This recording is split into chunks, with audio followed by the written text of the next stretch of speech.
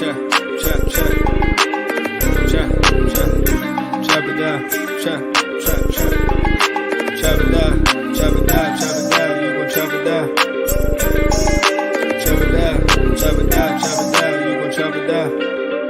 I just appreciate everybody Damn, set, man. Watch him throw the ball, we gon' pick it off. You gon' let him hit the hole or you gon' cut it off. You gon' play through fourth and long or you gon' punt it off. Your defenders, heavy hitters, put your pads in. Don't be looking for the ref to throw no flags in. Keep the helmet on, keep the cleats tight. You the type to want to win by any means, right? You should look alive. This is Trap or Dive. Yes, sir. Yes, sir. Good morning to everybody. I hope y'all are up, man. I hope y'all had y'all cup of coffee, y'all cup of tea, whatever your flavor is this morning, man. Let me go ahead and get my music going. Good morning to the morning trappers. I see you in there, Hulk. How you feeling this morning? Let me actually get. Okay. Y'all know what time it is, man. So schedule-wise for me, I'm gonna try to get this tape on the offensive side. This is down. And then defensively, I may have something. Actually, I take that back. I don't have any clips yet for the defense. But as always, like I did last week, we'll show the defensive side Friday, and then we'll kind of get into some of the stuff, or like obviously the game preview against the Philadelphia Eagles, which is going to be, we all know, it's going to be a tough one.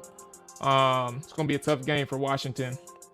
I think the only benefit, or one of the biggest benefits that Washington has is that it's a familiar opponent. They know exactly what Philadelphia wants to do at this point. And they also are way familiar with, like, from the scheme wise to the personnel side, not much has changed offensively for Washington. For Philly in terms of the run game. AJ Brown may be a factor from the perimeter side, but in terms of run game, not much has changed. So you have a shot. I'm not saying you'll be able to stop Philadelphia run game, especially with Jalen Hurts and how dynamic of a runner he is.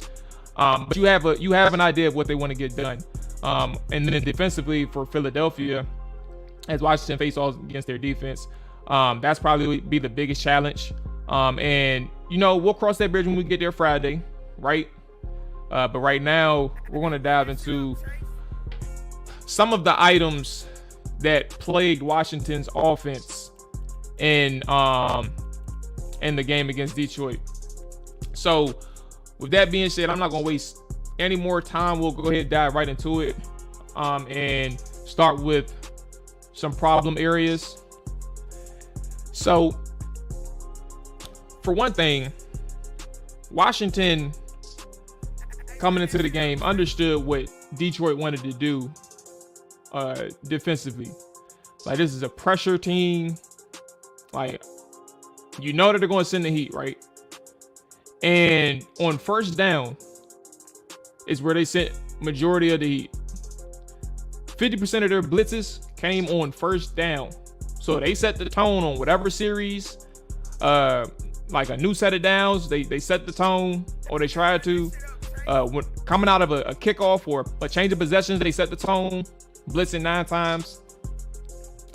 And overall, they were successful. Washington really didn't have an answer for it. There were all but like 2 or 3 positive plays that Washington got against Detroit's schemed up blitzes. And that is ultimately something where it's like you look at that and you're trying to figure out why Scott Turner, from a play calling standpoint, wasn't prepared for it.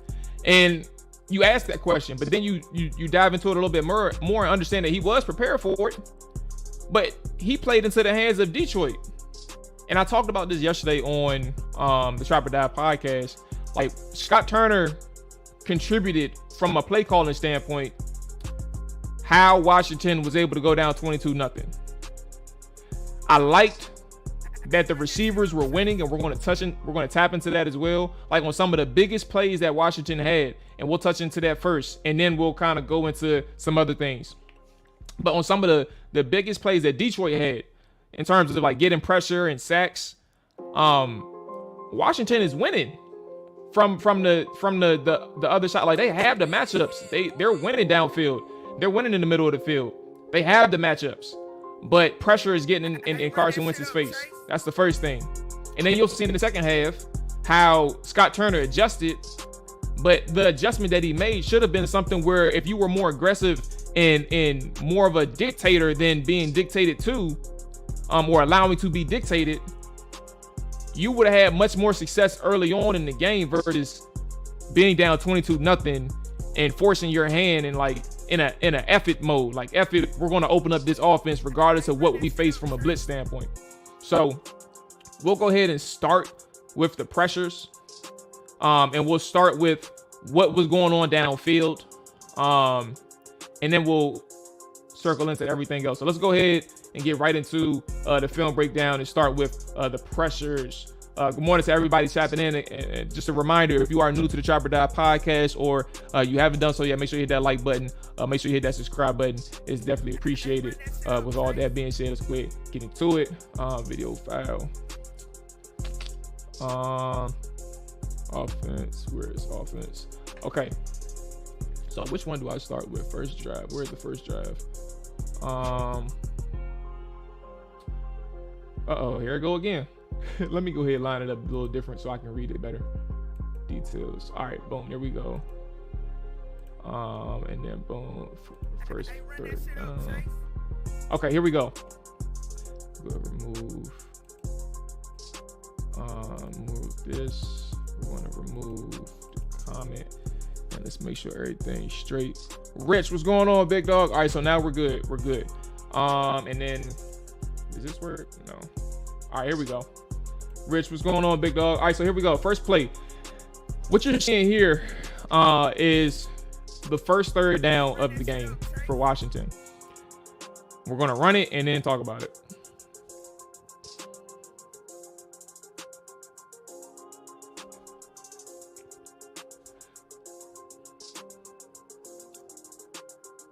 So there you go. You get a coverage sack.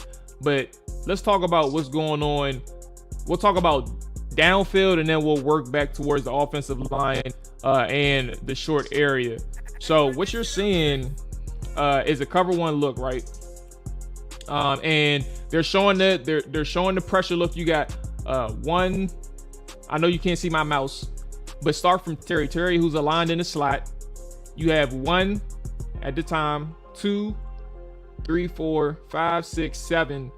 7 eligible rushers, pass rushers, right? So any of those 7 can really pressure Carson Wentz.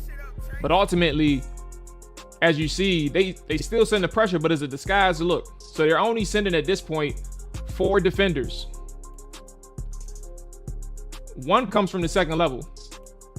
2 peels off. So now you have 4 defenders, a traditional 4-man rush, but it's a disguised look with like a second level pressure. So you're seeing that linebacker blitz that A gap when Chase Roullier clears, and then leaving the running back to pick up the second level defender. So that's the first part. You get a disguised coverage look, but now what does Detroit do on the back end to help themselves out in a third down situation where they're sending pressure, man pressure against Washington? That peeler that you see at the top of your screen, right by Terry, jams him. Jams across, he takes away anything in the middle of the field. So that slows Terry down from crossing the defender's face. It helps the cornerback that was on Terry in coverage. So now he's able to just stick with him. But here's the opportunity that Washington had downfield if things worked out in their favor. You have a one-on-one matchup with Curtis Samuel right beside Terry McLaurin, who was running the drag, right? You have a one-on-one situation with Curtis Samuel running like a mid-post. I don't know the exact route, but I would imagine it's just like a middle post, a short 10-yard, 7 to 10-yard post, and he wins. Right there is where he wins, and you can see Carson Wentz, if you look in the pocket, he's getting ready to throw the ball. The cornerback is out of position. He is giving up. He is shading inside, so he's trying to take away that inside leverage. But with his hips the way they are, it's a hard transition for him. He's already beat. This is the moment that he's beat. So now you see Carson Wentz again on that third down, that very first third down in which they could have extended the drive. You see Curtis Samuel is open, but pressure is in Carson Wentz's face. So you see what Washington is trying to do downfield, but you also see how Detroit is saving their self in terms of preparation and scheme from their defensive lines peeling off, and anybody that drags in the middle of the field, that defensive line who peels off is responsible for jamming them. So you take away that middle, that jammer, right? And if he was to move, he would end up eventually clearing a window. Like if Terry had a free release and he goes untouched, is what I'm saying. He would be able to move across the middle and eventually clear up that lane for Curtis Samuel, that throwing lane to hit Curtis Samuel. But because he slowed down, they're able to stay in the middle of the field. So now we transition to the protection. You see what they did on the back end. Now you see the second level rusher coming up and leaving J.D. McKissick to try and block him. And this is where things go wrong. The cut block in the A gap creates an issue for Carson Wentz. He has to move off his mark. And as he moves off his mark, the person that jams Terry, number 99, now has a free lane to Carson Wentz because he's getting ready to scramble. So he believes he's getting ready to scramble, right? Now Aiden Hutchinson gets his first sack. A well-schemed cover one pressure for Detroit affects what Washington is trying to do on that very first drive. While Washington is able to pick up the blitz as good as they could, you're seeing on the first drive what Detroit is trying to do. So that's the first thing. We're going to get into the next one. The very next drive, right? Let me remove that and get to the very next drive. Second drive. Here we go, right here. All right. So we'll go ahead and run it again, and then we'll talk about what happened. Lace, what's going on, big dog? Welcome in. How you feeling?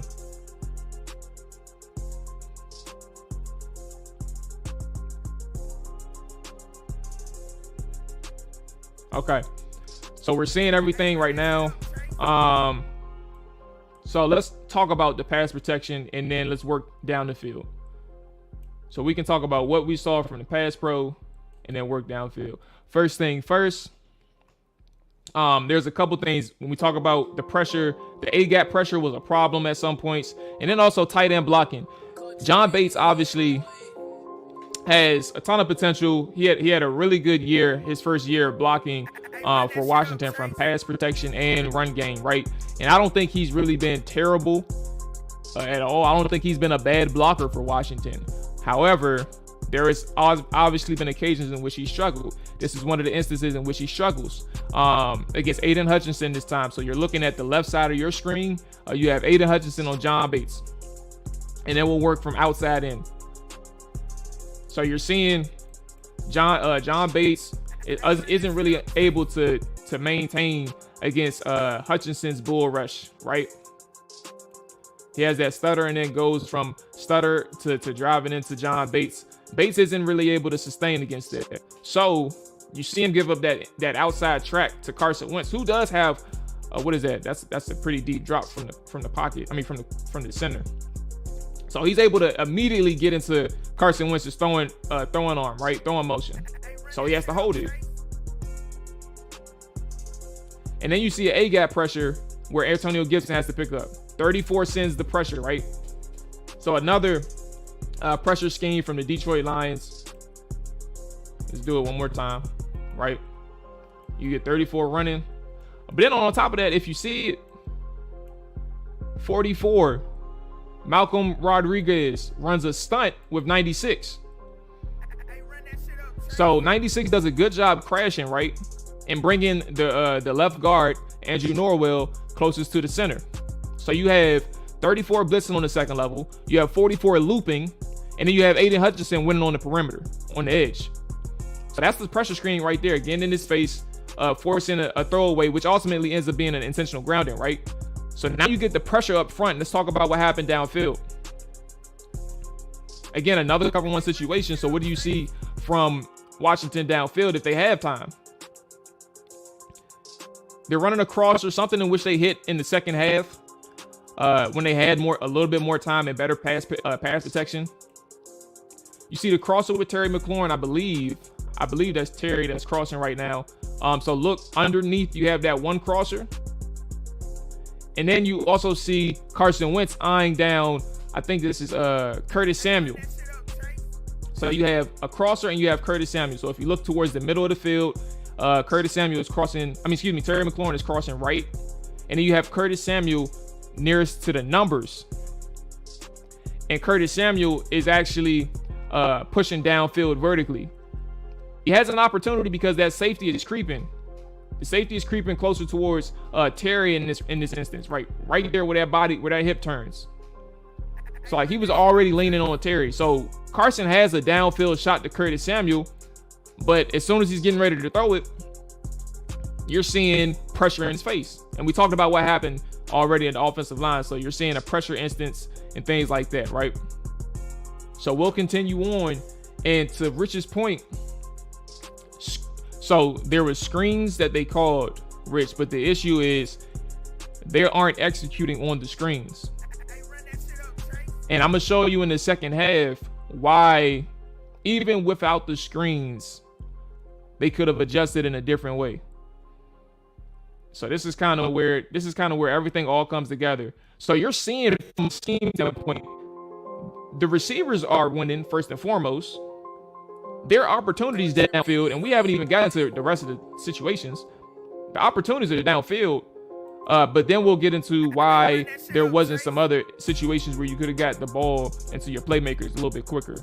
So that's another thing. Let's go ahead and keep going. Again, these are all the bigger plays which the pressure created either errors or actual sacks. So that was the first thing. Where are we at? Jahan Dodson. Where is the Jahan Dodson one? Did I do 19? Hutchinson. My bad. I'm just sorting through. Jahan Dodson, Porcel. Screen. 3rd and 13. Where's 19 at? Is it this one? Terry. Porcel. 19, 7, 8. Double. Oh, yeah. Here we go. All right, here we go. And this is the safety, the sack safety. So we're going to run it and then get back to it.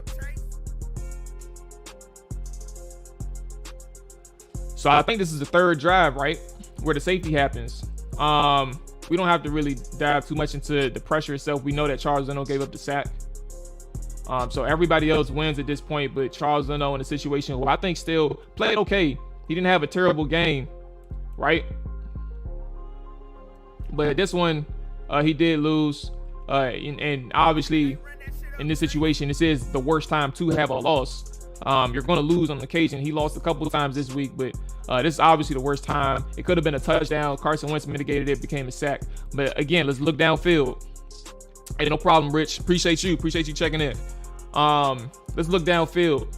And so part of the adjustments that Scott Turner made and Washington made all together, this one, you're facing off coverage. Look at the top of the screen. Again, you have Jahan Dotson up there. And essentially you're running double comebacks on the outside. And this is a testament to how good Jahan Dotson is too, right? So he's going up against who is this? I think this is Okuda, if not the backup cornerback. But Jahan Dotson, at this point, I'm gonna pause it. So the first down mark is at like the 8 or 9 yard line, right? But Jahan Dotson does a really good job in his acceleration, closing that cushion as quickly as he did, right? So when he closes that cushion, the cornerback is thinking it's time to go. He's getting into his horse. He's about to get up and go downfield, right? But Jahan Dotson closes that, sails that vertical route, breaks down at the 20-yard line, which is actually, I think, is pretty good in terms of your depth, because what you're doing when you break down at the 20-yard line or getting ready to break down to the 20-yard line, you're creating opportunities for yourself and for your quarterback to throw a pass towards the sideline, towards the sticks. So you have ample opportunity and space to come back. Now, at this point, you see what, 2 or 3 yards of separation between him and the cornerback. So at this point, the sticks are there. Like you're available to the quarterback. You won. You beat your defender. And in theory, which Carson Wentz does see Jahan Dotson, he's unable to get the ball to him. But in theory, when the ball comes out, It's a first down as he's moving back towards the sideline. So again, when we talk about receivers winning, when we talk about opportunities that Washington had in the first half, Scott Turner made a good call against man coverage to run double comebacks on the outside because one of your guys is going to win. And Jahan Dotson won on this situation, right? But you're unable to defend in this one moment where Charles Leno, one of your best pass protectors, gets beat. It happens. Getting beat happens. But this is, again, the worst time for it to happen. But again, Jahan Dotson is able to win. This is a first down if the ball is out, but you're unable to do it. So from a play standpoint, allowing your receivers to win on the perimeter, and then also working the matchups, knowing that in man coverage, the change of direction is going to create problems for Detroit's secondary. You win, but again, sack, fumble, downfield, you had an opportunity, missed opportunity. And now another one that everybody should like.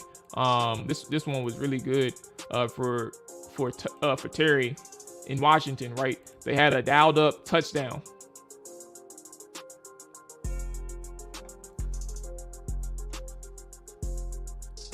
So we see what happens. Let's go from the receiver standpoint and then work our way down to the offensive line. So look at the top of your screen. You have Terry McLaurin and Curtis Samuel. Curtis Samuel's lined up in the slot. You have Terry McLaurin lined up on the outside against Jeff Okudah. Now, Terry and Curtis runs what appears to be a switch release. I'm assuming it's a switch release because I don't think naturally Washington would, or excuse me, Curtis Samuel and Terry would both run a release, a deep release to the inside and to the outside that meshes together, right? So I think they're forcing the safety, that single high towards that 40-yard line. They're forcing the safety to make a decision on that switch release. And you'll see it down in the second half how this worked for Logan Thomas. So here's what you see. Again, we'll run it. Switch release right here in this moment. And then you have Curtis Samuel breaking back inside and Terry McLaurin still staying outside. So that safety bites down on the breaking in route, right? And then you have Terry McLaurin on the outside with a step on Okudah. And we keep playing. At this point, Terry McLaurin wins. Like, that's a win. And that's a touchdown. So again, when we talk about play calling, there's a give and take, right? Like, there's opportunity downfield, but your offensive line and your pass protection is not holding up. So again, switch release, Terry McLaurin's wide open, beats Jeff Okudah at the break point, right? But what happens up front?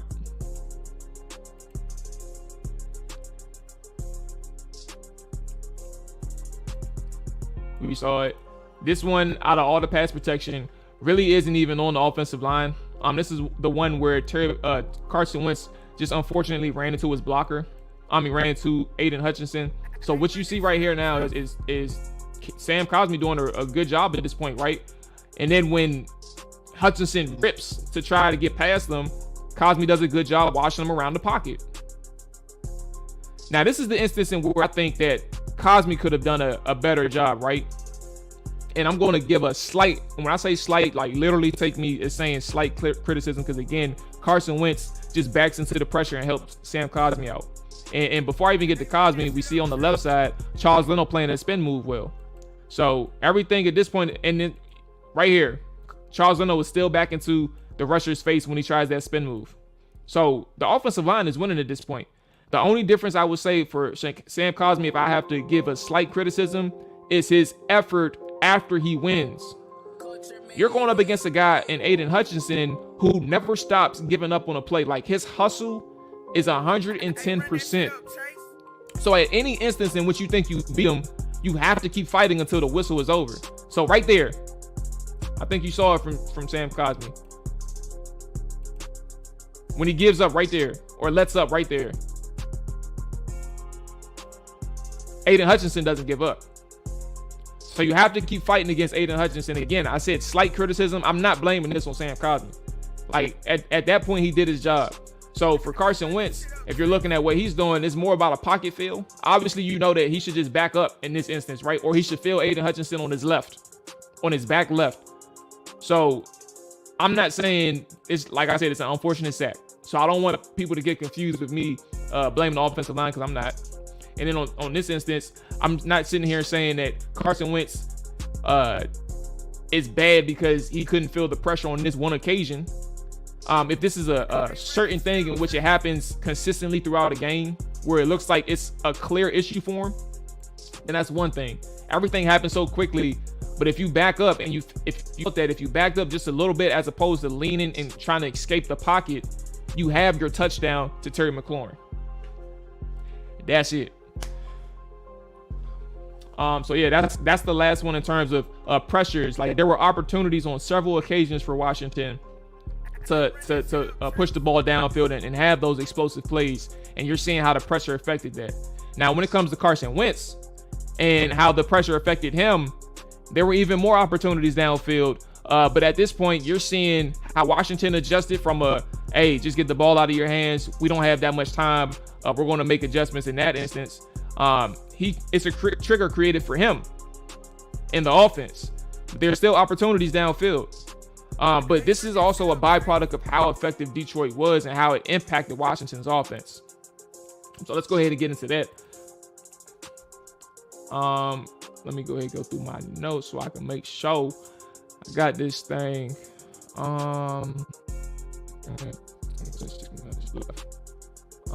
Which one is this?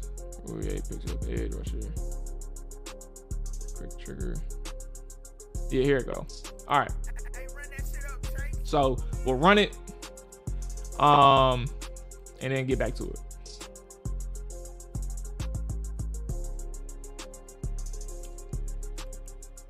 All right.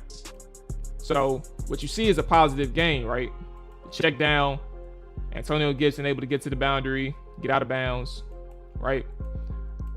And what you also see is another blitz, 5-man blitz, extra man on the edge, and they hold up, right? They hold up front. However, when you talk about how pressure affects a team and how pressure affects a quarterback, that ball is out quick. But look downfield towards the midfield marker. In a cover 2 defense where the middle of field is open, where you have an opportunity to split your safeties, Washington does a good job with their tight end, Logan Thomas. He basically runs a corner route, takes that inside stem, right?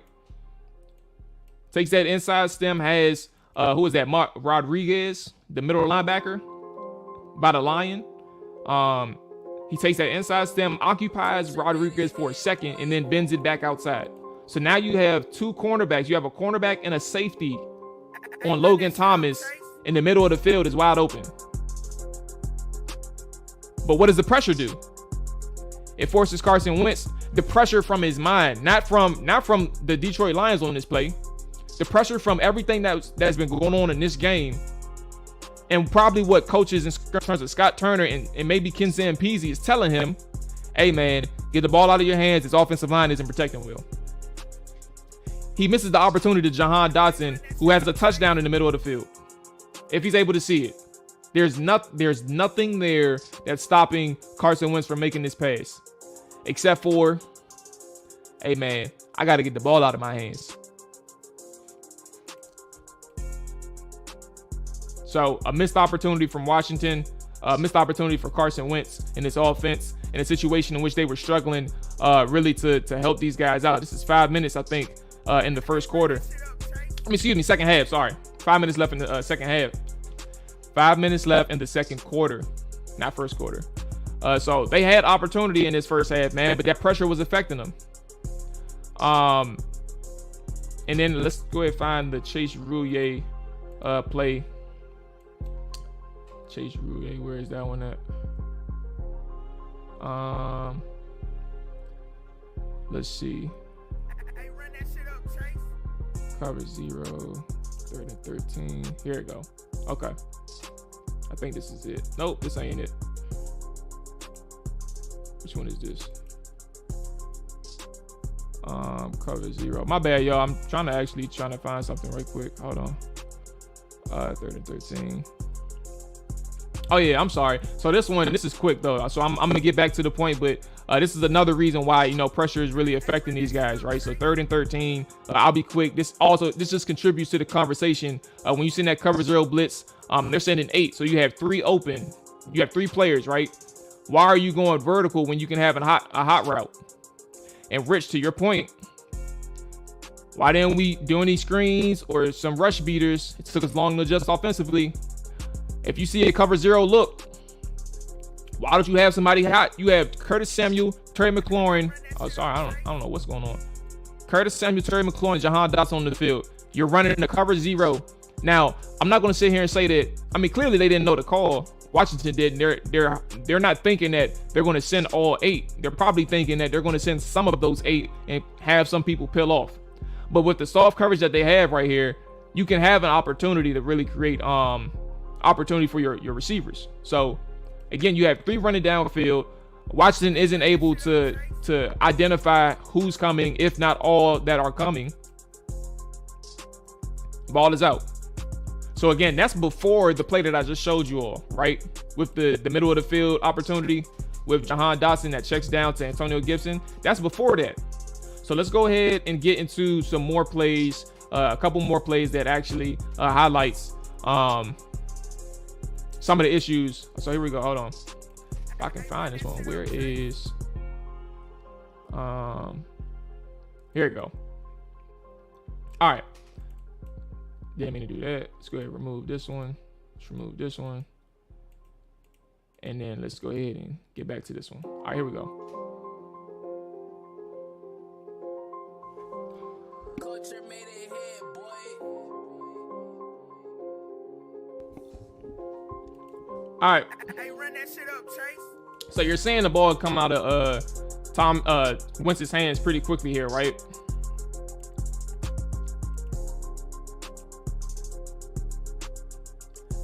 And in this instance, right, this is a little bit more about pressure, but what this pressure does, or what Wentz does in terms of actually, because this is more of a Wentz thing than it is the pressure, right? But you see Chase Roullier on the perimeter picking up a block, and you also see at the top of your screen a receiver with leverage, and I believe that's Terry McLaurin. Takes an inside release at the top of your screen and races inside. At this moment right here, Terry McLaurin is wide open. If you look closer towards midfield and you have eyes on Terry, he's open because that linebacker in this situation has to account for Antonio Gibson. So here's what we have in the pressure side, right? Again, remember I said Chase Roullier had some pressure, right? But for the most part, the offensive line picks this up well. So you'll see 73 pull. You have a 4-man slide protection to your, or a 2-man, really. So you have Sam Cosmi and Trey Turner working well together, right? And then you have Chase Roullier replacing Sam Cosmi on the edge. So now everybody's picked up. But because of the pressure that you're seeing from everything that's going on in that first half, Carson Wentz believes, I'm pressured again. I have to get the ball out. Ball is out. Incompletion, 3rd down incompletion, right? Or 2nd and 6, excuse me. But look at your pocket. That's a clean pocket. But Carson Wentz, again, because of the pressure, says, I have to get the ball out quick. His mentality is totally flipped. But if you step up,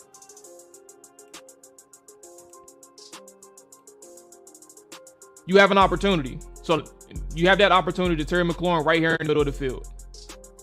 Because we know that Logan Thomas isn't open. Carson Wentz knows that Logan Thomas isn't open. So when you step up and you have that linebacker who takes Antonio Gibson in the flat, you leave Terry McLaurin one-on-one on the backside of the play. That single high is accounting for who? The receiver running that, who is that? I think Jahan Dotson. He's running the post route. You have a single high safety. He's taking that post route all the time. And you have Terry McLaurin on the backside. So if you ask Carson Wentz to step up in the pocket on this play, you have another win. A first half win where you're contributing to moving the ball down the field. So these are some things for Carson Wentz in terms of how the pressure affected him, how the pressure affected this offense and their inability to move the ball downfield in that first half, that is what you're seeing in this instance. Like, it wasn't always at times where the pressure was hurting these guys. It was also Carson Wentz.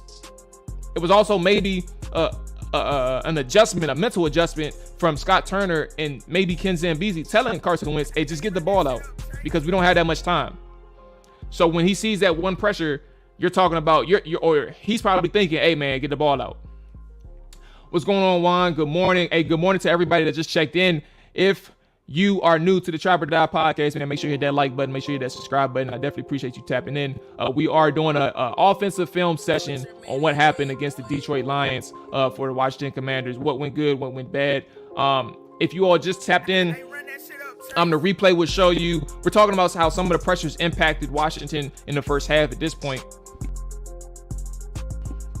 However, Washington had opportunities from the receiving standpoint that they were winning downfield, but pressure got in the face of Carson Wentz almost immediately, and how that impacted the ability for Carson Wentz to see the field downfield. And at this point of this film session, we're talking about how pressure alternately affected the offense from having to get the ball out quick because they're getting pressured so much. But if you held onto the ball a little bit longer, instead of trying to get that quick dump off, you had opportunity downfield if you just stuck with the pass protection that was in front of you. So sometimes the pass protection was winning, and because of the pressure that Detroit created, Washington was not able to take advantage of the opportunities that they had downfield. So again, Juan, appreciate you checking in. He says that for a quarterback still learning a completely new offense on the fly, Wentz is doing great. He and the O-line will get better and better as the season goes. It's really easy to say what should happen in hindsight. Juan, I appreciate you checking in. But in the same vein, you got to understand that I am a person who breaks down the film, but these guys do it even better at a professional level. Well, I don't know. Some people say that, you know, some of these players actually don't watch film, but I'm saying this to say what I'm seeing and what I'm pointing out, they're seeing it in real time. That's the first thing. The second thing is he's not like, this isn't too unfamiliar with him, right? And when we're talking about Carson Wentz, you got to understand that he's had missed opportunities throughout the first two games. And Washington, if you look at the film sessions that I was able to show you all on YouTube, at least, because it's a longer platform, you see that Carson Wentz had missed opportunities downfield, several. And to your point, he's playing good. He's having a good season to start the year. I'm not going to sit here and say he's playing great. You got to understand, he's had 4 turnovers with Washington. I'm not saying that he's part of the problem. Understand that part, everybody. I'm not saying that Carson Wentz is part of the problem in a major way, but he's had missed opportunities for this offense, and that's kind of where you got to understand there's a give and take. So, again, Carson Wentz is playing good, right? But the hindsight part, like that doesn't work. Film study is film study. How are you taking advantage of the defense that's in front of you? They're doing this in real time, and then they're going to do this the same way that I'm doing this on like Monday and Tuesday, maybe even Sunday night, because they get the film immediately. So again, I get it. Appreciate you, Hawk. Yes. I got to dip that shoulder and step through Wentz. That's a fact. Hope they are looking at the same way so we can make it. Hey, they are, and that's kind of the thing. Like, they're doing this right, and they're doing this more in detail than I can ever do it. I don't know what that shit looks like in the building. So they're definitely looking at this, Rich, and they're looking at this from my perspective plus some, right? What's going on, big dog? Hey, D&D, I appreciate you checking in. Again, if you are new, like button, subscribe button, definitely. Definitely check in. I see you, Rich, man. Look, they know better than me, bro. I'm just a guy with an eye, and we're sharing. We're learning together. Kyler Murray. I don't know if it was shown on TV, but that first half, but in the first half, 11 did not have any time to throw the ball. Absolutely. So again, and I know you commented this already, so I just want to remind you all, that's a fact. He didn't have much time to throw the ball. If you want to hit the replay, you can, or maybe hit the replay later. But yes, we talked about it and we showed it here. He didn't have much time to throw the football. But there was opportunities downfield if they had presented him time. No film watching, I just ball. true DH at the same time. Philly called all of that first half. On offense, at least, we just need potent side of that ball. Okay, let's go ahead and continue on. We did the first half, the blitzes, the pressures. Oh, yeah, so here we go. Hey, it's money time, baby. Let's get into the second half and talk about what happened there. If you all remember, I mentioned Detroit blitzed half of their blitzes came on first down, right? And for Washington, you saw how some of that, or how it all pretty much affected them in the first half, right?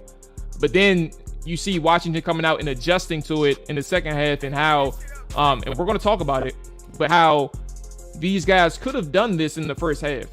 So we'll talk about it right now. Let's go ahead and get into it. Where is that thing at? Second for base spot. Find these things. Okay, here we go. So, should we go in order? My bad, y'all. I'm trying to figure out if we should go in order. Yeah, we're gonna go in order here and start with Jahan. Again, Jahan Dotson winning big was obviously one of the bigger things for. Let's see, where is he at? It's got the first down, 7-yard man. Where is Dotson? Dotson skinny. Oh, here we go, right here. Yep, here we go.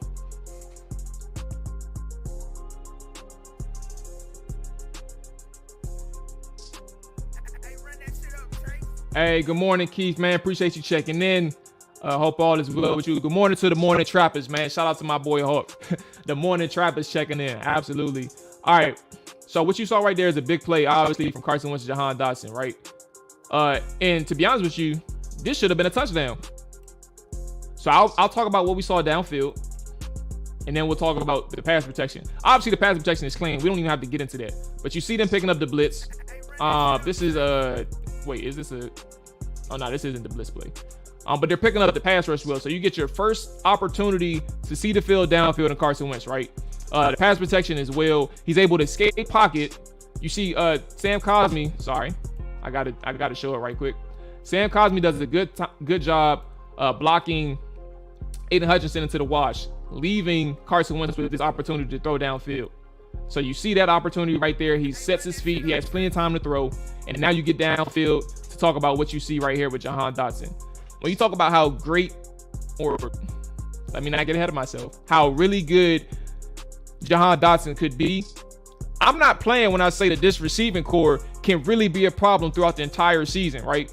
This is as good as it can get for your receiving core and the potential of your offense if these guys can pass protect well.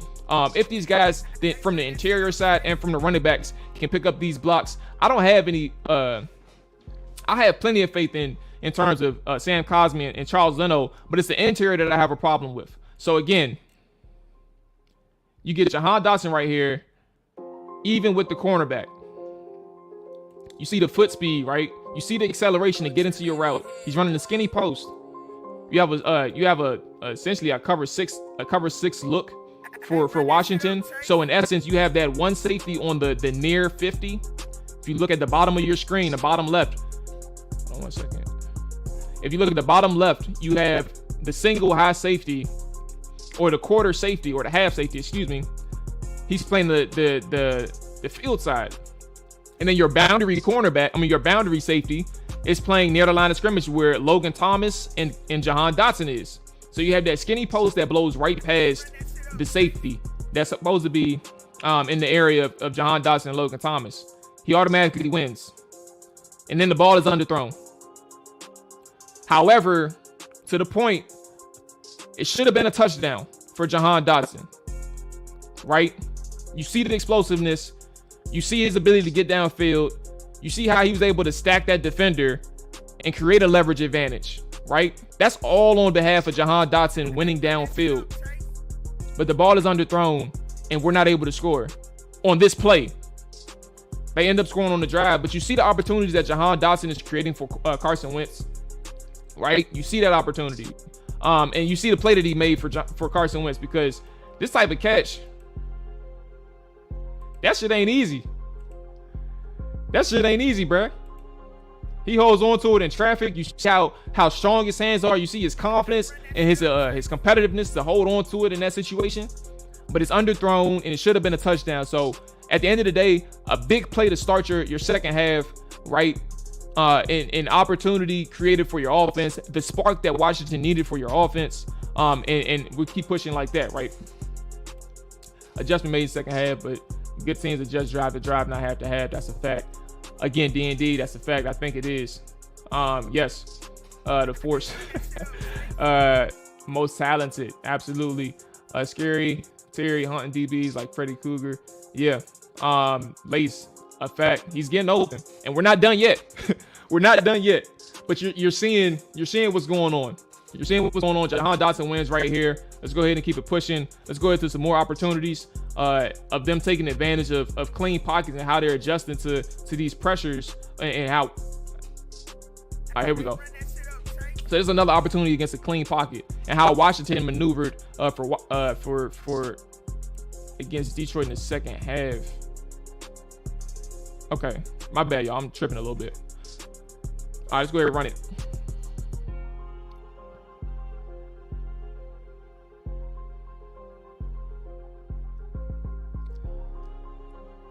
As long as the throw got there here, I'm not criticizing because any a longer throw could have led the safeties to make a play on the ball. So this is whatever. But Washington does a good job selling a stretch zone. You have a bootleg on the backside with a wheel underneath. So it slips and has a good job with wheel. And essentially, you have another clean pocket for Washington. You have another good clean pocket for Carson Wentz. He has plenty of time to take advantage. You have that tight end. Let me go ahead and run it back. Is that a tight end? Oh, no, that's not tight end. I think that's Jahan Dotson. But you have a guy in the middle of the field occupying that field side safety. So if you look at the top of the screen, that safety that is essentially supposed to be there to cover Curtis Samuel is now running for the crosser to cover that guy because he doesn't know that Curtis Samuel is leaking. So now they're taking advantage of Detroit with a clean pocket, with clean areas for Carson Wentz to throw. Different platforms, different areas for Carson Wentz to be effective. And he's finding the right guys with so much time, but also Carson Wentz, and Scott Turner taking advantage of misdirection plays, getting the Detroit Lions out of position, but also selling the fakes well as well. Like that's a play that Curtis Samuel makes from selling. He's not too antsy to get up on the wheel route. And that's how that thing works. So we're going to continue on. And then another opportunity. Let's see. We have not done the pressure part yet, but we'll get there. Some more opportunities right here. Clean pocket. Makes the throw. What you're seeing here from good pass protection as well is how they were able to free up. If you all remember, we talked about that switch release right in the first half, how Terry McLaurin had a 60-yard touchdown or 75-yard touchdown, whatever it was, opportunity waiting for him if Carson Wentz had time. And if he didn't step to his left, if he stepped back versus stepping to his left in the pocket, there was a touchdown opportunity for Terry McLaurin. Remember, they came back to it, and this is the play that Logan Thomas scores on. You have Logan Thomas now split out in a tight split with Curtis Samuel on his left. Switch release. So now you, again, when you do these switch releases, it causes problems in man and zone. But in zone, it forces the safety to make a decision, right? Are you going to stay true to your principles? Are you going to stay true to where your zone coverage is? Or are you going to take the cheese? He sees that inside release, right? But he doesn't know that Logan Thomas is bending back inside. So at this point, if you're true to your discipline, you would stay inside, right? You stay a little bit inside. But he was a little impatient. So now at this point, he obviously recognizes that Logan Thomas is bending back in. But the ball is out. And this is where arm strength comes in. This is where anticipation comes in. The ball is out. He can't recover. Gets there quick. Touchdown. So they're coming back to some of the same stuff as well that they saw in the first half. You have better protection. You're closer to the end zone this time now too. So the reaction time for the safety is even is minimized even further than the reaction time he had in the open field. So you get a touchdown right here. Good pass protection. Good setup, right? And now let's get to how they handled the pressure in the second half. Because at this point, where is Rich at? Rich talked about the screens, right? Screens weren't effective for Washington throughout the game. For whatever reason they weren't effective. And they weren't effective really in the first game either. And that's kind of problematic moving forward, because if these guys can't execute on the screen calls, I don't know what to say. Maybe Brian Robinson can help the screen game out in terms of how he's selling things. Maybe the offensive line, they clearly got to work better to get these things done. So we have some work in the screen game, right? But how else was Washington beating the pressures in the second half? Let's talk about it right now. Good morning, Marcus. Appreciate you checking in. How you feeling today, big dog? Let's go ahead and get into how they were beating the pressures. Boom. Keep it going. Switch release. All right. So here you go. How are they beating the pressures the same pressures that they saw in the first half? How are they beating them?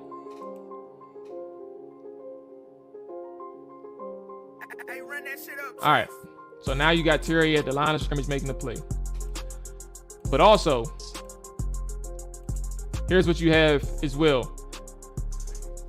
In the first half, Washington prepared for Detroit in terms of the blitzes, right? They know that they have to send somebody. They're likely going to send somebody on pressure calls. So what does Washington do to counter that? Washington keeps extra men into the block. They'll keep a tight end, John Bates, in the block, or they'll keep a running back into block as opposed to going out on a route. So now what you're seeing in that second half, you're seeing an empty set from Washington. This is a third down call. 3rd and 3. Detroit sends 1, 2, 3, 4, 5. They send 6 to the line. You have a cover 1, right? So a cover 1 situation. Detroit sending 6. You have Terry McLaurin at the top of your screen lined up with Jeff Okudah in the slot position. So now what you're doing, you're creating natural space because you have opportunity to work that inside, and you could bounce something out on the outside and win it as well because you have a lot of opportunity out there. However, Washington sends him on a whip route. He's open off rip. So when you have this cover 1 pressure, you're now forcing Detroit in their best corner, or even all 3 cornerbacks, whoever you have. The safety that they had, Harris, not good, but they didn't take advantage of that matchup. But now you're forcing Detroit to cover in short areas. People that is hard to cover in short areas. You have 3 really good receivers. Your first opportunity against a cover 1 pressure blitz. You have Terry McLaurin lined up at the slot, running going downfield in terms of his stem. It's 2 yards. Like, he's not going anything else except for 2 yards. Gets open, makes a play, gets passing for 18. Where was this in the first half? Right? Where's the opportunity that you created for your playmakers in the first half? You did a really good job in your ISO, creating a one-on-one situation on the outside, clearing that opportunity, clearing that space for the outside with your motion man. And now you had that one-on-one opportunity against a pressure that you saw in the first half. So now we continue on into some more opportunities, right? Some of the same things that we saw in this first half, man. Some of the same exact things, and you waited this late to do something. Terry. Now we have, where's AG at? Third and goal, or 3rd and 11, whatever it is. What is it exactly? My bad. I don't know. 3rd down. So now you have another opportunity against a blitz. And what is Washington doing? They're running empty. They're not letting Detroit dictate the situation. You're not going to keep a running back into block. We're going to empty. We're going to spread you all. We're going to spread this defense out. We're going to force you all to cover our guys. So what does Washington do? Ball out. 1st down. You end up scoring on this drive. A cover 0 situation where you know that they're going to send heat. You know that they're going to send heat. But now you have this opportunity where you have a hot route on the outside. AG sees the pressure, converts into the hot route, immediately starts going into the slant. And now you have opportunity right here. All AG has to do is catch the ball. He catches the ball, makes the play, converts the 1st down. So where is this in the first half? If you all saw the play, remember, I showed you all the empty look, the 3rd and 13, right? Where you have 3 people running a vertical route and everybody else is in pass protection. because they're assuming they don't know. Sorry, they do stay in pass protection, but the receivers, they don't know that Detroit is running a cover 0. So Washington isn't prepared for that from a standpoint of trying to get the ball out quick. But in this instance, you have a person where you're like, fuck it, we're not going to keep in two running back and a tight end to block. We're going to spread you out and force you all to cover our tight end and running back. If you want to send that cover 0, go ahead. But guess what? We win. So where was this in the first half? Where is the mismatches that you force in the first half? You're letting Aaron Glenn dictate how you play. Make them be the person that adjusts to you. And Washington wasn't doing that in the first half. And I'm not done yet. I'm not done yet. So here you go, Jahan Dotson, man. Like I said, he is one of the he's legit, bro. He's legit. So where's Jahan Dotson at? Another situation. Let's go ahead and run it again. Now you have another look, right? Now in goal line, 3rd and goal. How do you win?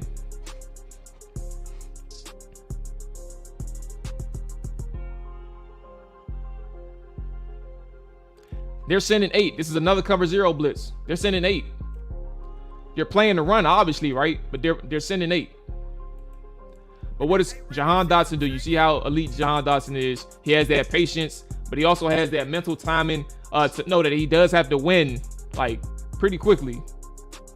And he does win, right? He's able to set him up. Sells that outside fade release. Selling that fade. He gets the defender's hips out of position, right? He gets the defender's hips out of position to defend the inside. So all inside leverage that you could have had is lost. Jahan Dotson wins quickly, able to swim past his hands, and then has to make one hell of an adjustment because that was a wild throw. So let's go ahead and show this end zone angle, and you'll see how crazy of a catch it was. Look where his body is. Look where his hands are. That is fucking incredible, bro. Dog, that is fucking incredible.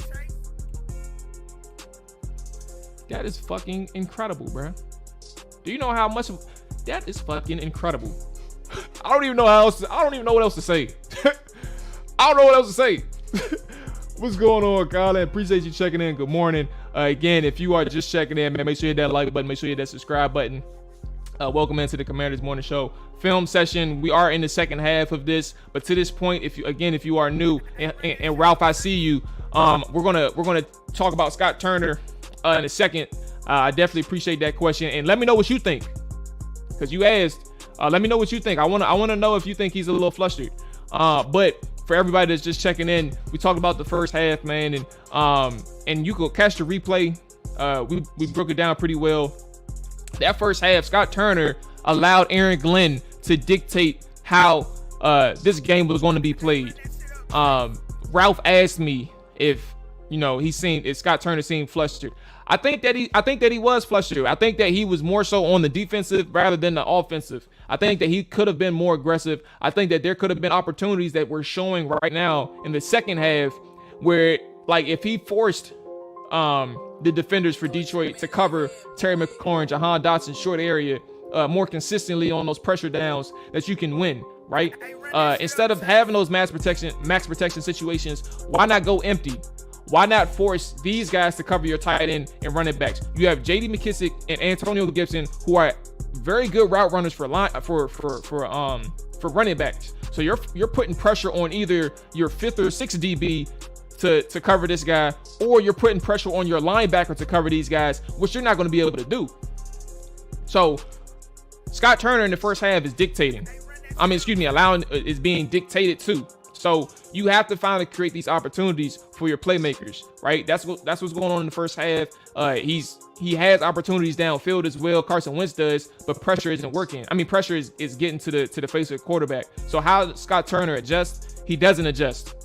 He struggles to adjust, but there was opportunities on occasion that the natural play call itself could have actually helped out and worked out for Washington. Just wasn't able to get done.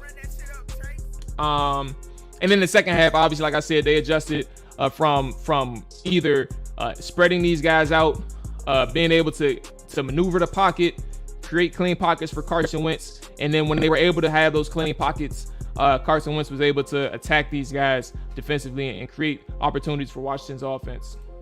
The lack of adjustment in the first half was the most infuriating part. We let the Lions punk us and did nothing about it.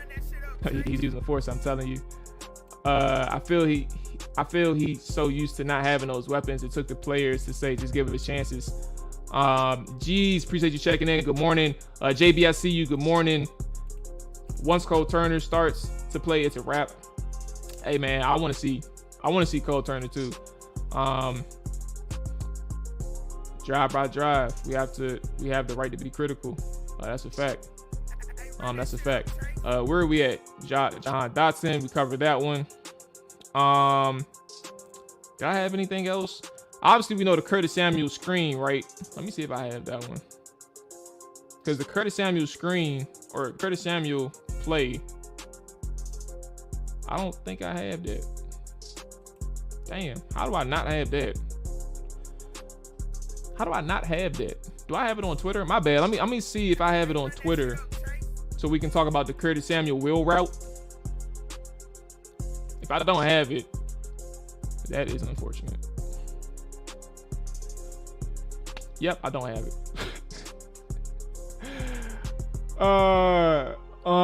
Okay. So in terms of what's going on with that offense, you kind of see like what's going on. Run game too. I'm sorry. Let me go to the run game, and we're going to close out this film session. I got some podcasts to do. We got some things to see here. I appreciate y'all checking in. We're not done with the film session though. We're going to come back Friday as well, and our game preview for Philly. We're going to dive into the defensive side and what went wrong. Because there's a ton of things that went wrong in terms of the run game, and then we're going to dive into some film from the Philadelphia Eagles as well, and what we can kind of expect on that side as well. So run game issues, and then we're out of here. But this one is a little bit. These are problematic as well, because these are problematic in the sense that it showed itself in the first two games. Like, it's not just the game against Detroit Lions in which these issues have been a problem. Let me go ahead and pull up my notes.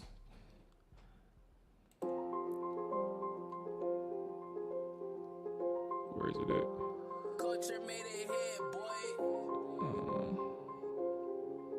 My bad. I'm just looking for my run game notes. All right, boom. Here we go. All right. So let's go ahead and get into this one. So this is the first thing. The first two that you're going to see is going to be a byproduct of Logan Thomas actually trying to block, right? Oh, that's funny. All right, so here we go. My bad, y'all. I got caught up with something. I got a notification. Here we go.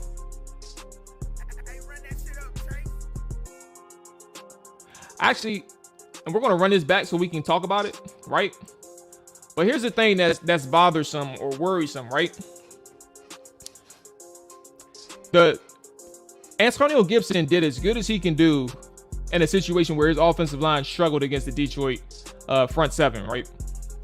And we talk about disciplined football, like the defense from Detroit. If you have the all 22 or whenever it comes out, watch how the defense played against Washington's front. Watch how Detroit's defense played against Washington's offensive line and in the run game. Like, from disciplined, being able to execute your gap assignments and then having free linebackers float to the football. That's as good as a run defense that you can have. Like, they took that first game personally. It came back and shut Washington down. So Antonio Gibson having 2 yards of carry against the Detroit Lions. I was talking to somebody earlier on Twitter, actually. They said, I can't wait till Brian Robinson returns. Well, guess what? Brian Robinson would have averaged 2 yards of carry the way that Detroit was playing and the way that the offensive line was blocking. Why are you apologizing, bruh? Fuck them. Say it. Say it with your chest. Let them know. But listen, though. All right, so that's kind of where things are going on. It comes from the way that Detroit was playing the run, from sound, disciplined football. And when you see it on Friday, you'll see how distinctive a difference it is between Detroit and Washington's defense, right? And then also how the offensive line up front and the tight ends weren't executing. So what you're seeing right here is, if you look at the left side of the screen, you'll see that Logan Thomas is responsible for blocking Aiden Hutchinson. And I mean, I'm not going to sit here and tell you that it's 100% easy to block a first round pick. Like, he's a top 5 pick in the NFL draft. He's a dog. And we talked about what happens with his effort. Like, his effort is unquestioned. Like, he has that energy. He has that juice, right? But you have to block this guy if you're a tight end. You have to try and block this guy if you're a tight end in order for some runs to be successful. And you're not even play side. Logan Thomas is on the backside of this run play. You have to cut off any backside pursuit. So you have combination blocks between the interior, between Trey Turner and Sam Cosmi, right? That's right next to Logan Thomas. They have to clear that gap. They have to clear the gap. So they do a combination block between the two. And then you have Logan Thomas responsible for the backside cutoff. Like, he has to reach Aiden Hutchinson. He has to get in his way. Completely whiffs on the block. Right? I don't know if he was trying to attempt a base block or a reach block. Base block is more so head up on the defender. But when you have Aiden Hutchinson shaded inside, you have to get your helmet in the position, right? So he's not in position at the snap. He gets beat. Aiden Hutchinson blows up the run. But you see, from the execution on offensive line, they're able to clear that space for him. Malcolm Rodriguez, 44. He's flowing to his gap, and he's closing the gap. But Aiden Hutchinson executes, and he cuts off that backside cut. So now you get stopped right there. Another play from Logan Thomas. Aiden Hutchinson again. Gets inside, wins. Same thing. Backside. They're not blocking. They're not putting Logan Thomas on Aiden Hutchinson on the play side. Like, he's backside of the play. So he has to cut this off. Unable to do it. But not only Aiden Hutchinson blowing this one up. Number 54, if you look between Sam Cosmi and Trey Turner. Another thing that was problematic with these guys, and we're going to get into it as the run game goes along, but another thing that was hurting these guys was how they handled those double teams and how they handled those combination blocks, right? Trey Turner gets blown up. And look at how much space 54 covers against Turner on this one. He has excellent pad level, right? He's able to push Turner off the ball into the backfield, mind you, right? Good morning, awesomeness. Appreciate you checking in. John Malata must be a better overall athlete than Leno. What's going on, awesomeness? Appreciate you checking in once again. So back to Turner. You're seeing what's going on with Turner, but remember what I said.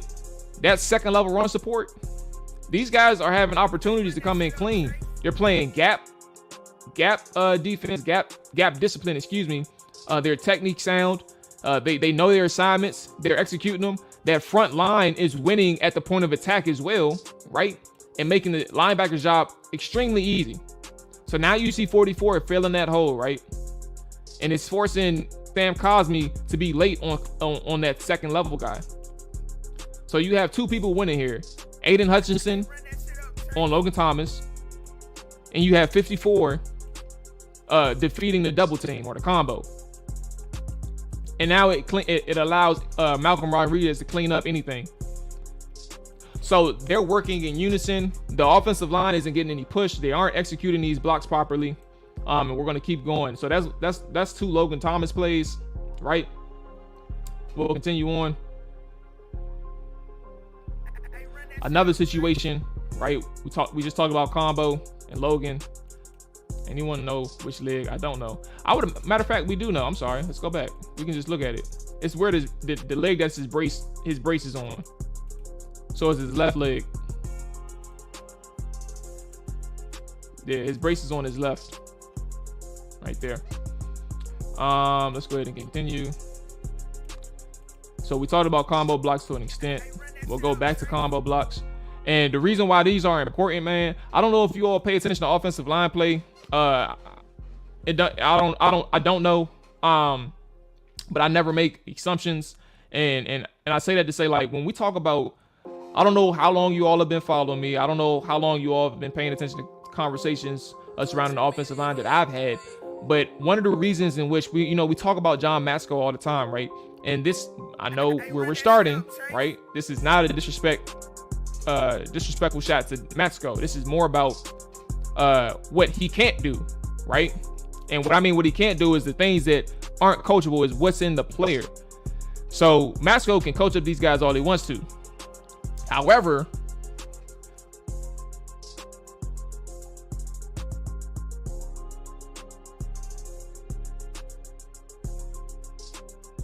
run that shit up, Trace.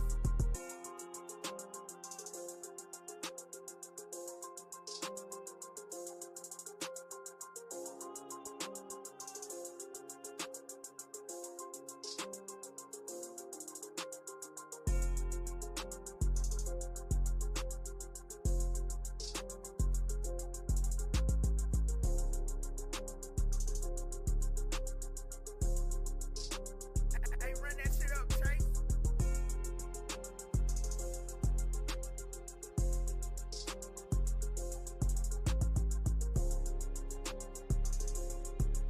Yep. 2 seconds.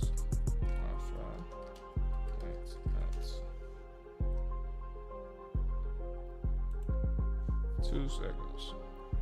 All right, we should be back. Yep. All right, Run that shit up, Trace. let's get into it. All right, so let's finish up. So, like I was saying, I don't know at what point I cut off, but the Wi-Fi went out. My bad. All right. So again, this is a combination block, and when it comes to the chemistry standpoint, that's something where Masco can coach you up, but the chemistry comes down to the players. Like, how are they working on the field together, and how are they communicating on the field together when they see situations real time, right? So they're facing 54 again. McNeil had a really good game, by the way. Again, like I said, if you watch this defensive front, I think Philly created problems for him, but I don't think that they're as bad either. They're not that bad, or Washington's running game is going to be problematic throughout the year. However, again, let's get back to it.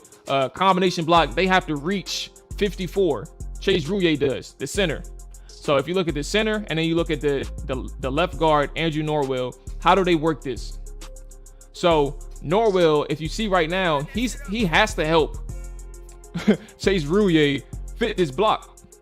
If it's Chase's assignment to get this reach block, you have to do a better job of helping this guy and slowing him down. 54 is powerful. And he already has a leverage advantage against Chase Rouillet because of how much ground Chase Rouillet has to cover. So can you help out your center? Can you please help out your center? That's the first thing. So when that doesn't happen, now you look at how Chase Rouillet is able to handle this block. And his placement, his hat placement is in the wrong position. It's backside shoulder. It's not play side. So now you have 54 crashing and being able to penetrate the backfield as quickly as he did, right? So it's a combination between Norwell helping Rouillet out a little bit better than what he did, but then the center being able to fit this run and this run block, this reach block a little bit better. Personally, what I've seen to this point, I'm not going to sit here and tell you, like, I'm not an offensive lineman, right? There's multiple ways to get a job done. But what I have seen from offensive linemen in this instance is, like, you seen a shoulder go into that 54. You seen him hold just a little bit longer so that center can get to 54. And Norwell just gives a shove. And it's like, bro, that's not enough. I understand that he sees, by the way, 34 Alex Anzalone and 44 approaching the line of scrimmage, right? So that kind of increases his internal clock. Like, he has the vision on 34. So he's trying to climb and beat that. But that's problematic. Like, you got to help your guy out, right? And then backside was okay. But you kind of see what's going on here. I think John Bates had a good backside cutoff block too. Like, everything was there, but if 54 doesn't blow up that play, you have opportunity. But also, when we talk about 54, if the combo block worked well, you're not talking about Chase Rouillet getting beat on this. So look how they immediately commit to the run. Yeah, that's a fact. All right, so we got some more. Let me go ahead and get past this one. We got a couple plays. It's only like 6, and then we up out of here. Okay. But it's all different issues. Like this one, I think was probably Antonio Gibson's biggest run of the day. Remember what I said? Like he had issues all day, and a lot of this had to do with his offensive line. It's rarely to do with him in terms of this game. It's rarely to do with him and what opportunities he could have created. But this is the best run, and he created this with his second effort. He didn't go down. He got 8 yards on the play. But let's rewind where things went wrong and why it should have been like a 2-yarder. Again, we just explained Reese block, right? How Chase Rouillet's hat placement was important, especially if you're on play side. You have to be, you have to take away that pad for him. So now you have Andrew Norwell, your left guard. He has to reach 54. So that instance, 54 is now head up, but Andrew Norwell has to reach him. Look at where his hat placement is. Look at where his helmet is. Completely out of position, right? Again, 54 had a good game, but what is the offensive line doing, right? Poor placement, right? Poor positioning. Slow off the ball. 54 is able to win. He has some quickness to him, right? Some short area explosion, right? But that late shift, even still, like when you're head up, you have an opportunity to reach him. It's not like he's that fast. 54 is clearly not that fast. He's a nose tackle. And Norwell isn't able to beat him. So now he penetrates the pocket, or the backfield, excuse me. And Washington is forced to run outside and continue outside. So in theory, 2-yard gain, right? Right there, 2-yard gain. But Antonio Gibson's second effort keeps him alive. So again, run blocking, interior, problematic. The chemistry, I think, is problematic. They're not working well together, or they haven't, in most times, they haven't been able to work well together. But one of the bigger problems, as I get to in a conclusion, is actually the scheme. I think it's actually the scheme. Which one is this one? Okay, I know which one this is. Now we look at the other guy, interior problem, right? Look at the right guard, your right guard, Trey Turner. So in this instance, what you see, another zone play. But in this instance, Trey Turner and Sam Cosmi on the right side of the offense, they are play side, right? They're play side. So as play side happens, he knows Trey Turner. He knows that I'm uncovered. Chase Rouillet has a one-step defender next to him. Chase Rouillet has to reach him. So that's Chase Rouillet's job, right? Trey Turner has to climb to the second level. He can help out Chase Rouillet if he wants to, but he can also climb to the second level because he has nobody in his gap. So he's automatically climbing to the second level. Chase Rouillet wins. He's able to defeat the reach block. Look where his hat placement is. So this is kind of what I'm talking about, where the helmet thing is. Like, that's how you properly are in position to defend against the reach block. You're running laterally, but you're also able to maintain and give your running back options to run. So now you have an opportunity, right? Chase Rouillet seals off whoever that, what number was that? 94. He's able to seal off 94. They create a lane.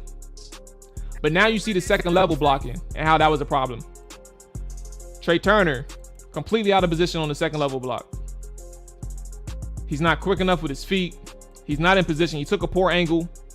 So now you have Malcolm Rodriguez get under that block and create a play right here. So a play that could have went for at least 10 yards, right? Maybe even longer, is negated because the second level blocking from Trey Turner is not good. So there's multiple things that's going on here, y'all. So you have a big play opportunity and you're not able to take advantage of it. Let's see. I think that was a run. Okay, and I think we got one more.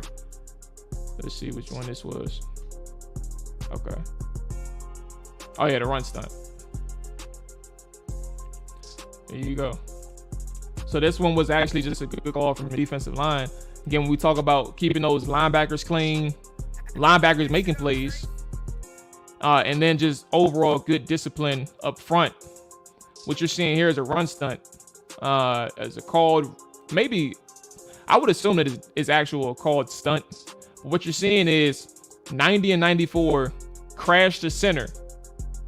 So Trey Turner is just working the down block, right? You see him right next to Chase Roullier, right? He's just pushing and he's pushing. He's trying to create opportunity for that running back to make a play, right? Malcolm Rodriguez, or whatever his name is, Rodriguez has a clear lane to the running back. He takes the wrong gap.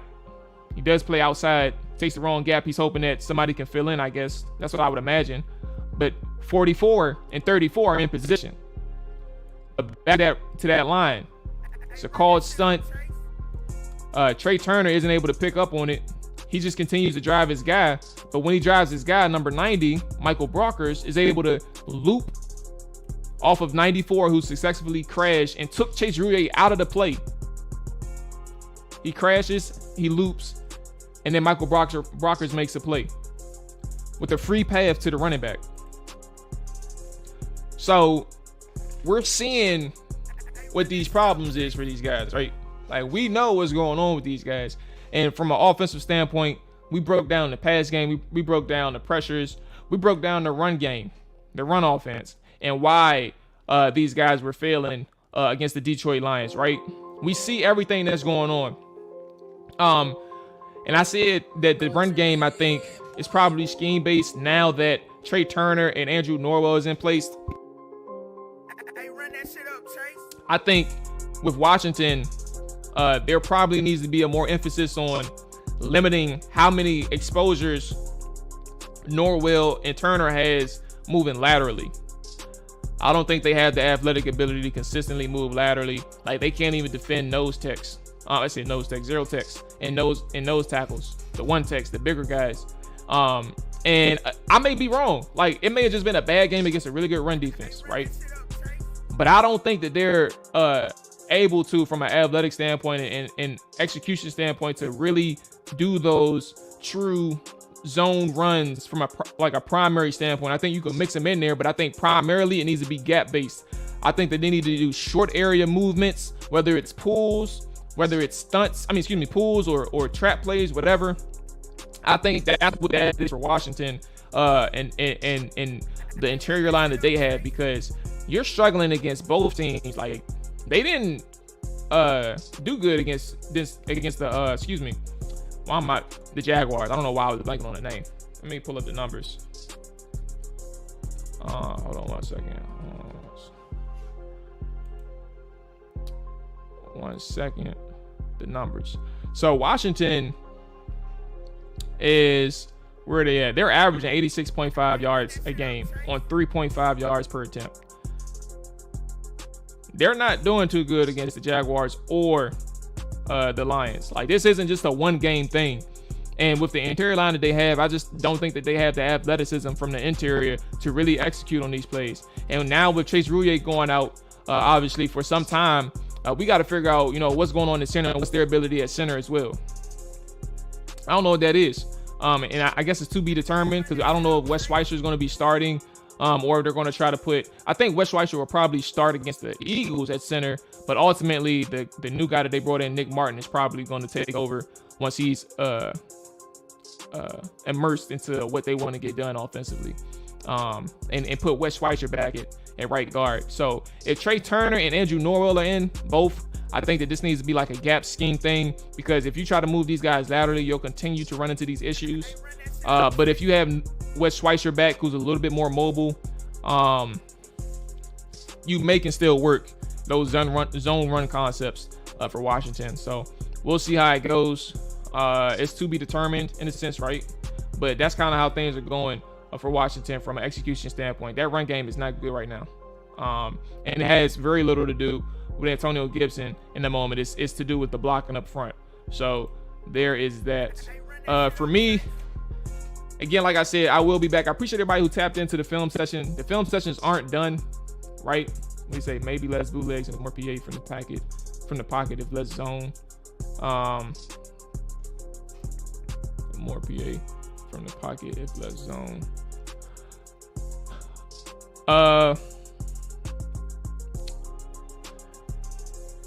don't mind me. I'm actually thinking. Hey, run that shit up, Trace.